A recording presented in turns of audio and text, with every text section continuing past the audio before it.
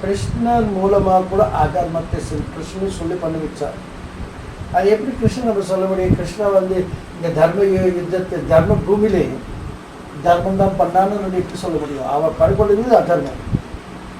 பீஸ்வரை சாவடிச்சு சொல்லிட்டா, லேடி ஐஸ்க்கு வந்துட்டா, கர்ணனை சாவடிச்சுட்டா. நான் சொல்றது புரியுதா? அது எப்படி Krishna he will justify that this is dharma? நான் சொல்றது புரியுதா? Krishna consciousness is above dharma and adharma. எப்படி அவர் ஜஸ்டிஃபை பண்ணுவார்? நான் சொல்ல கேள்வி புரியுதுங்களா? என் கேள்வி புரியுதுங்களா? முதல்ல I'm sorry. Krishna never makes mistakes. But this is apparent mistake, no? He has to give explanation. It is apparent. It is very much apparent. இதுக்கு கண்களால் காண முடியுதா இவர் தவறு பண்ணி கொண்டு இருக்கின்றார் என்று. அதுக்கு அவருடைய பதில் யார் யார் அதர்ம மார்க்கத்தில் போனார்களோ அவங்களை வெல்லணும் என்றால் அதர்ம மூலமாக தான் இருக்கணும்.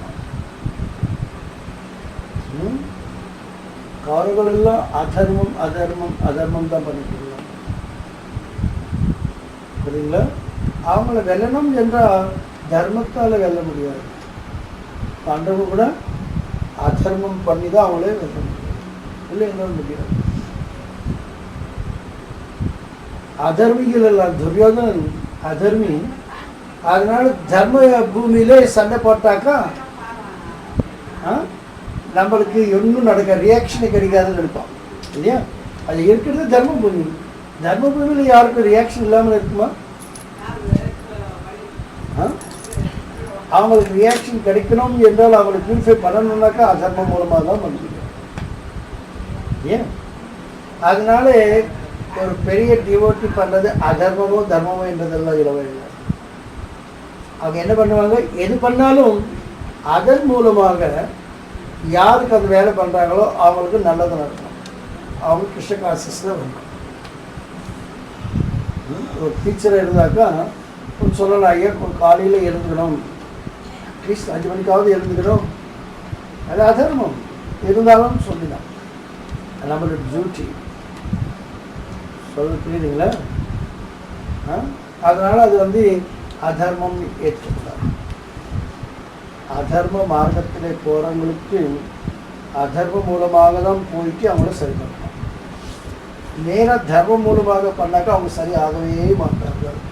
இன்னும் அதர்மம் அதிகம் பண்ணிக்கொண்டே இருப்பாங்க. அவங்க அதிகம் பண்ணுறதுக்கு காரணமே யுதிஷ்டர் தான். யுதிஷ்டர் ஸ்ட்ராங் தர்மவாதி. அவர் டிரான்ஸ்ஜெண்டர் இல்லை, அவர் கிருஷ்ண பேசி கேட்க மாட்டான் யுதிஷ்டர். கர்ணாவும் அதே மாதிரி. அர்ஜுனா ஒர்க் பண்ண ஃப்ளெக்சிபிள். கிருஷ்ணா எது சொன்னாலும் ஒத்துப்பார். அதனால தான் அர்ஜுனா இஸ் தி கிரேட். அர்ஜுனுக்கு பகவத்கீதை சொல்லப்பட்டது, யுதிஷ்டருக்கு பகவத்கீதை சொல்லலை. யுதிஷ்டர் ஸ்ட்ராங், நான் சத்தியவாதி, நான் சொல்கிறது தான் உண்மை, நான் வேறு எதுவும் சொல்ல மாட்டேன், போய் சொல்ல மாட்டேன், அது பண்ண மாட்டேன், இது பண்ண. இத்தனை இந்த ஜூதாட்டத்தை இத்தனை பேரே தோத்துட்டு இருக்கிறா, இது பண்ணிட்டே இருக்கா, இன்னும் தான் சொல்லுவோம் சொல்கிறது. எனக்கு அந்த எபிசோட் செகண்ட் டைம் கூட பார்க்கறது முடியல. நிச்சயமாக நான் சொல்கிறேன், அந்த எபிசோட் செகண்ட் டைம் வேறு இன்னொரு இதில் நான் இது ஆஃப் பண்ணிட்டேன். அது நியூஸ் பார்க்க என்னால் பார்க்கவே முடியல. அந்த சீன்ஸ் எல்லாம் ரொம்ப ரொம்ப மோசமாக இருக்குது. ஆனால் அதெல்லாம் கரெக்டு தான், நம்மளுக்கு பாருங்கள் சொல்ல புரியுதுங்களா? அதனால இந்த குருக்ஷேத்திர யுத்தம் இதில் நிறைய நம்ம இது தெரிஞ்சுக்கலாம், நம்ம வாழ்க்கையில் நம்ம ஏற்றுக்கலாம். இது மூலமாக கிருஷ்ணர் வேறு நம்மளுக்கு நம்பிக்கை அதிகமாக. நம்பிக்கை விட்டுவிட்டால் அதுக்கு மிஞ்சின நஷ்டம் வாழ்க்கையில் வேறு எதுவுமே இல்லை. இது நன்றாக புரிஞ்சுக்கணும். இது புரிய வைக்கிறதுக்கு கிருஷ்ணர் நம்மளுக்கு நிறைய கஷ்டங்கள் கொடுப்பாங்க. நம்ம இது எப்படி ஏற்றுக்கொண்டோம் என்று பார்ப்பாங்க இல்லையோ, நிறைய கஷ்டங்கள் கொடுப்பான். இருந்தாலும் நம்பிக்கை விடக்கூடாது. அவன் தான் வெற்றி பெறுவான். அவன் தான் ரியலைஸ் சொல்லுவான். இல்லை என்றால் அது உணர்வு கூட ரொம்ப கஷ்டம். அதனால் கவலைப்படக்கூடாது. அந்த கஷ்டத்தில் கூட நம்மளுக்கு நஷ்டம் இல்லை. இது தாங்கணும். அவன் தான் பரம பக்தனாக இருப்பான், தீராவாக இருப்பான். இல்லை என்றால் ரொம்ப கஷ்டம். இந்த உலகத்தில் இந்த சக்கரத்தில் சுற்றி கொண்டே இருக்கணும், பிறப்பு இறப்பு முழுமை வியாதி. இது வெளிவரணும் தான். நம்மளுக்கு அது ஒன்றும் நஷ்டமே இல்லை. பக்த பிரகலாத கதையில் பார்த்த விஷயமே கொடுத்தாங்க, அதனால ஒன்றும் நஷ்டம் ஒன்றும் இல்லை. நம்மளுக்கு நஷ்டம்ன்றது இல்லவே இல்லை. நம்ம எல்லாம் இந்த உடலுக்காக பார்க்கணும். உடல் மூலமாக நம்மளுக்கு நஷ்டமாச்சு, ஆத்மா மூலமே பார்த்தாக்கா நம்மளுக்கு லாபம் தான் இருக்கு. உடலை நம்ம ரெஃபரன்ஸ் பண்ணி ஐயோ நஷ்டமாயிடுச்சு. ஆத்மாவை ரெஃபர் பண்ணி பார்த்தா ஐயா லாபம் கிடைச்சு, தேவையில்லாதெல்லாம் போயிடுச்சு, தரித்திரம் எல்லாம் போயிடுச்சு. ஸோ அந்த லெவலுக்கு நம்ம ஆத்மா லெவலுக்கு வரணும். வேறு உடல் லெவலில் இருந்து ஆத்மா லெவலுக்கு வந்துட்டு கஷ்டம்ன்றது இல்லை. ஸோ இந்த மாதிரி கிரேட் ஜெனரல்ஸ் எல்லாம் சண்டை போட்டாங்க. அதில் இருந்து ஒரு கிருஷ்ணா நீ எங்களே காப்பாற்ற.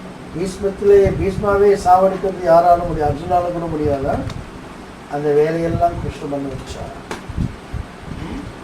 கடைசியில் இப்போ அஸ்வத்தாமா வந்து இந்த இது போட்டான், பானத்தை போட்டான், பரிச்சித் மகாராஜாவை சாவடிக்கிறதுக்காக. இப்போ நீ போயிட்டு அவனையும் காப்பாற்றிட்டார். அதனால இப்போ கஷ்டம் வந்து என்ன அர்த்தம்? கஷ்டம் என்றால் அர்த்தம் என்ன? கஷ்டம் வேறு எதுவுமே இல்லை. கஷ்டம் என்றால் என்ன அர்த்தம்? Forgetting Krishna is the custom. Not remembering Krishna is custom. பகவானை மறந்து போகிறது தான் கஷ்டம், வேறு கஷ்டமே இல்லை.